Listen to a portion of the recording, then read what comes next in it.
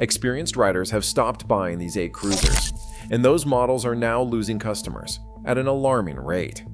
While the cruiser market is in a state of catastrophic decline, a clear pattern has emerged. Veteran riders are abandoning these specific 8 models in droves. You were told that a classic cruiser was a timeless investment. The brutal truth is that for these 8 bikes, that investment is now a worthless relic of a bygone era. In this video, we will expose the 8 cruisers that have been blacklisted by the people who know motorcycles best. We will show you why their reputation is a fantasy. You need to watch until the end, because the brand at number 1 is an American icon that has lost its most important customer, the serious rider. Number 8. Suzuki Boulevard M109R. Once considered the muscle car of cruisers, the Suzuki Boulevard M109R has fallen dramatically from grace. This power cruiser that once dominated its segment is now collecting dust on showroom floors across the country.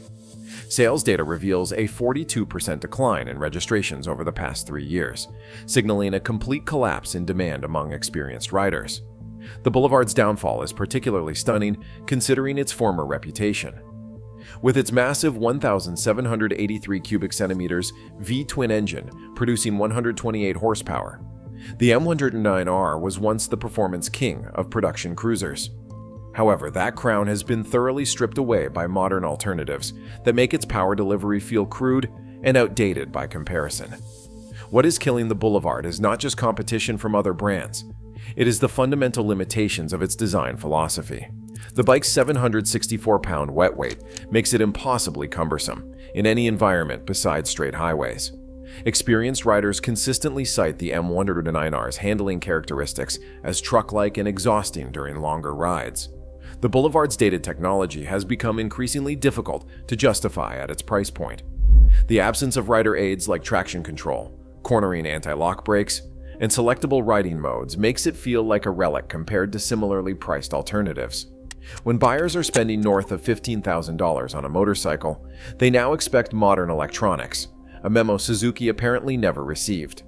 Perhaps most damning is the Boulevard's fuel economy, or lack thereof. Owners report real-world figures hovering around 30 miles per gallon, making it one of the thirstiest cruisers on the market. With fuel prices remaining volatile, this inefficiency has become a deal-breaker for cost-conscious experienced riders who actually put serious miles on their machines. The final nail in the Boulevard's coffin is its resale value collapse. Models that commanded premium prices on the used market just 5 years ago now struggled to sell for 50% of their original manufacturer's suggested retail price. This depreciation disaster has transformed what was once viewed as a solid investment into a financial liability that experienced riders are actively avoiding. Honda's attempt to enter the factory chopper market has resulted in one of the most spectacular market failures in recent motorcycling history. The Fury was introduced with tremendous fanfare as Honda's radical departure from conservative design, yet it has been systematically rejected by the very riders it was designed to attract. The sales numbers tell a devastating story. Honda dealerships report Fury models sitting on showroom floors for an average of 237 days, nearly triple the industry average for cruiser inventory turnover. Some dealers have stopped ordering the model altogether, citing a complete lack of interest from serious buyers. The Fury suffers from a fatal case of identity confusion. It is neither fish nor fowl, not authentic enough for traditional chopper enthusiasts, yet too radical for Honda's typical conservative clientele. This no-man's land positioning has resulted in a motorcycle that appeals to virtually no one in today's market. Experienced riders cite the Fury's compromised ergonomics as a primary reason for rejection. The stretched-out riding position, which prioritizes style over comfort, becomes actively painful after about 30 minutes of riding. This limitation transforms what should be an enjoyable cruising experience into an exercise in endurance, something veteran riders simply will not tolerate. The Fury's performance limitations further cement its poor standing. Its 1,312 cubic centimeter V-twin produces a modest 67 horsepower, woefully inadequate for a motorcycle weighing 663 pounds. The resulting power-to-weight ratio makes highway passing maneuvers nerve-wracking, and it eliminates any possibility of the spirited riding experience motorcyclists demand. Perhaps most damaging is the Fury's complete failure to capture authentic chopper culture. Real chopper enthusiasts view it as a sanitized corporate approximation of rebellion, the motorcycling equivalent of a suburban dad wearing pre-ripped jeans. This perception has made the Fury a liability, rather than a status symbol among riders who understand authentic motorcycle culture. The Yamaha V Star 1300 represents one of the most dramatic falls from grace in the cruiser market. Once considered the sensible alternative to more expensive American cruisers, this middleweight has been abandoned by experienced riders seeking relevant performance in today's market. Dealer inventory reports paint a grim picture. The V Star 1300 now sits on showroom floors an average of 210 days before selling, often requiring significant discounting to move. This stagnation has led many dealerships to stop ordering the model entirely, creating a death spiral of decreased visibility and plummeting sales. The V Star's fundamental problem is technological obsolescence. Its air-cooled 2-valve per-cylinder engine design feels hopelessly outdated against modern competitors offering liquid cooling, 4-valve heads, and significantly better efficiency. When interviewed, experienced riders consistently cite the engine's crude power delivery as their primary reason for rejection. Weight is another critical factor driving the V Star's decline. At 712 pounds fully fueled, it is inexplicably heavy for its displacement class. This excessive mass compromises everything from handling to braking performance, creating a motorcycle that feels ponderous compared to more modern alternatives. The V Star's value proposition has completely collapsed in recent years. At its current manufacturer's suggested retail price of $11,999, it competes directly with motorcycles offering superior technology, better performance, and more modern features. This pricing disconnect has made it impossible to justify on any rational basis, a fact not lost on experienced riders who research their purchases carefully. Perhaps most concerning for Yamaha is the V Star's complete failure to attract younger buyers. Demographic data reveals the average V Star purchaser is now over 55 years old, a clear indication the model has no future in a market that requires new generations of enthusiasts. This demographic cliff represents a terminal diagnosis for a motorcycle that has failed to evolve with changing rider expectations. The Kawasaki Vulcan 900 Custom exemplifies everything wrong with middleweight cruisers in today's market. This once popular model has experienced a sales collapse so severe that industry analysts question whether Kawasaki will continue producing it beyond 2026. The Vulcan's market rejection is clearly reflected in its plummeting resale values. Models that sold for $8,499 new just 5 years ago now routinely change hands for under $4,000 with low mileage, a depreciation curve that makes it one of the worst financial investments in motorcycling. This value collapse has created a negative feedback loop, where potential new buyers are scared away by the model's poor value retention. Experienced riders consistently cite the Vulcan's anemic performance as their primary reason for abandonment. Its 903 cubic centimeters V-twin produces just 50 horsepower, inadequate for a motorcycle weighing 611 pounds. This power deficit transforms highway passing from a casual flick of the wrist into a carefully planned maneuver that requires significant space and forethought. The Vulcan's handling limitations further contribute to its irrelevance. It's a 180mm rear tire, chosen primarily for visual impact rather than performance, creates strange steering characteristics that experienced riders find unpredictable and unsettling. This prioritization of style over function exemplifies why veteran motorcyclists are rejecting traditional cruisers. Perhaps most damaging is the Vulcan's complete technological stagnation. The model has remained essentially unchanged for 15 years, while competitors have introduced modern features like LED lighting, digital displays, and advanced ABS. This failure to evolve has transformed the Vulcan from a competitive option into a museum piece that serious riders no longer consider viable. The final factor driving the Vulcan's decline is its outdated styling. What once appeared custom and unique has become a generic cruiser silhouette, indistinguishable from dozens of competitors. When the primary selling point was visual appeal, this styling fatigue represents a terminal condition from which recovery is virtually impossible. Number 4.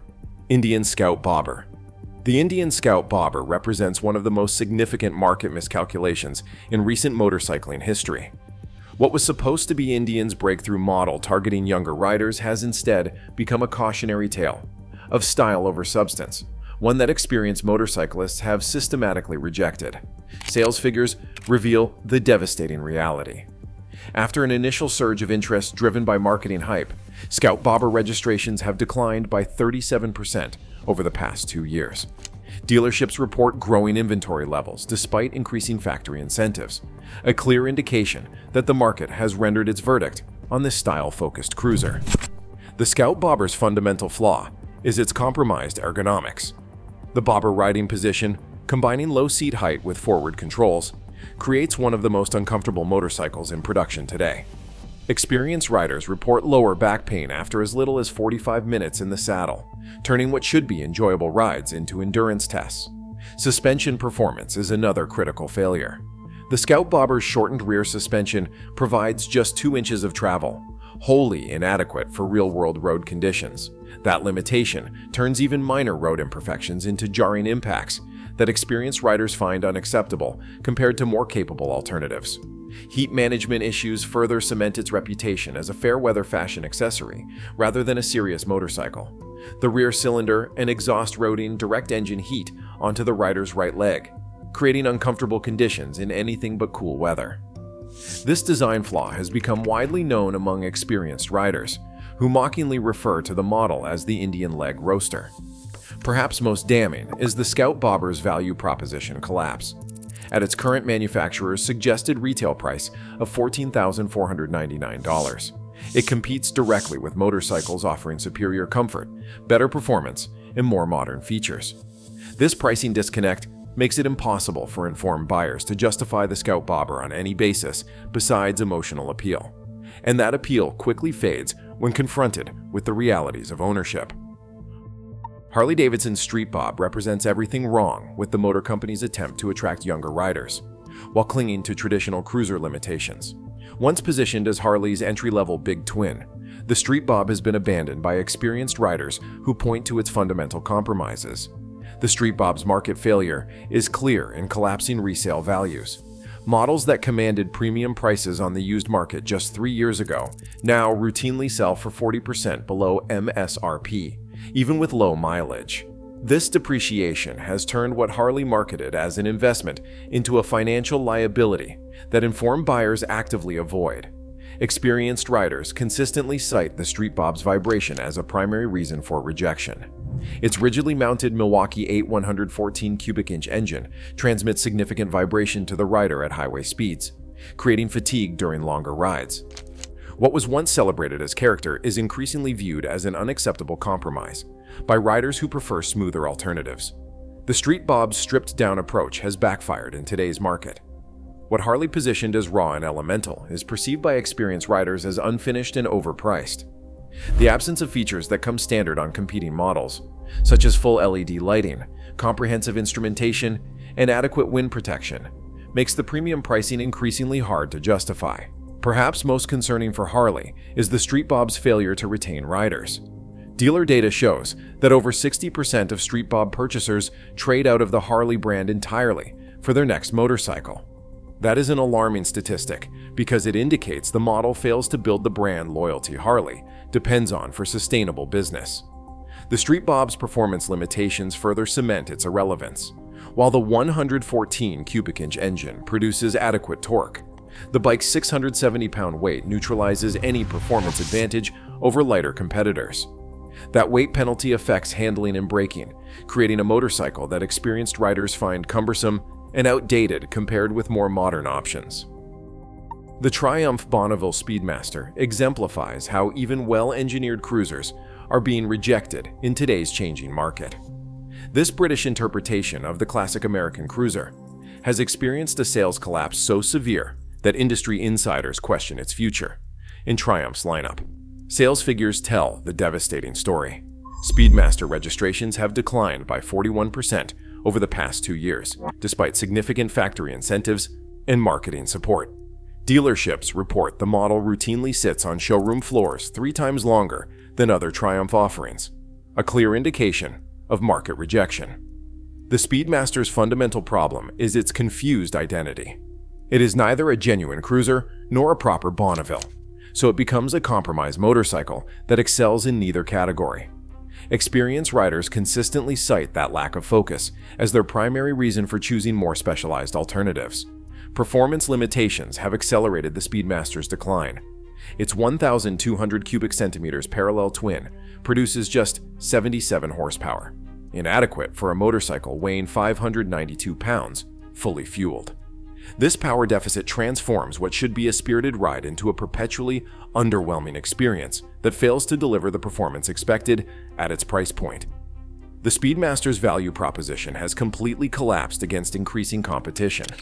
At its current manufacturer's suggested retail price of $14,495, it competes directly with motorcycles offering superior technology, better performance, and more modern features.